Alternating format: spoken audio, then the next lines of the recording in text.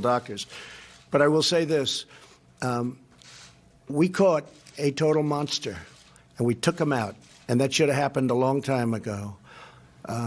We did it because they were looking to blow up our embassy. We also did it for other reasons that were very obvious. Somebody died. One of our military people died. People were badly wounded just a week before, and we did it. And we had a shot at him, and I took it, and that shot was pinpoint accurate, and that was the end of a monster.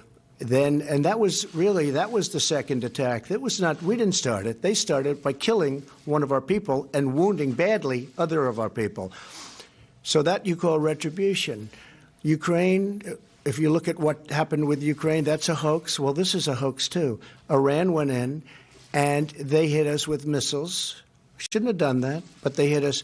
Fortunately for them, nobody was hurt, nobody was killed. Nothing happened. They landed, very little damage even to the base. They landed. But we had a chance to take out a monster. We took him out, and it should have been done a long time ago. Would you go to Congress to take further military action against Iran? Would you seek congressional approval? It would all depend on the circumstance. I don't have to, and you shouldn't have to be able, because you have to make split-second decisions sometimes. Sometimes you have to move very, very quickly, John. But in certain cases, I wouldn't even mind doing it. You know what bothers me?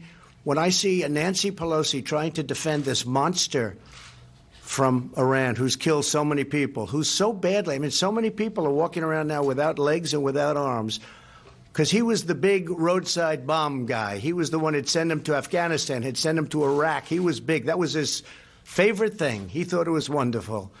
He doesn't think it's wonderful anymore. When Nancy Pelosi and the Democrats want to defend him, I think that's a very bad thing for this country. I think that's a big losing argument politically, too.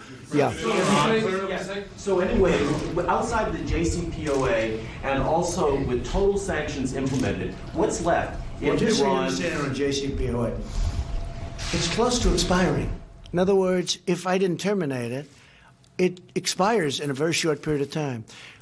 One of the problems, of which there was many, $150 billion, $1.8 billion in cash, all of that money, and then that money was used for terror.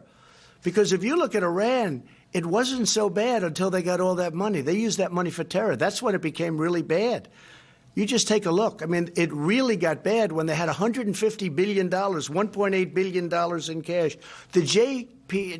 The agreement, I always call it the Iran nuclear deal that didn't work.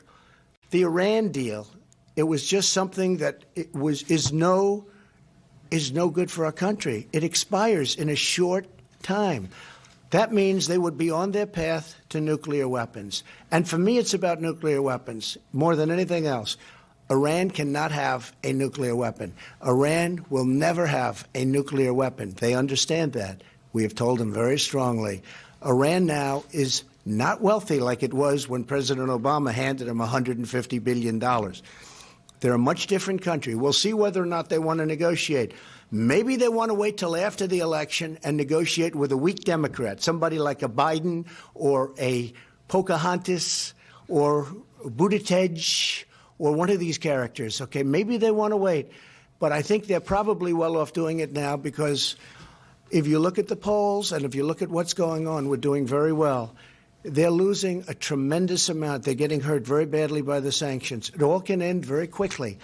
But as to whether or not they want, that's up to them. Not up to me. It's totally up to them. They can straighten out their country. Iran right now is a mess. They can straighten out the economics of their country very, very quickly. Let's see whether or not they negotiate. What's our leverage today?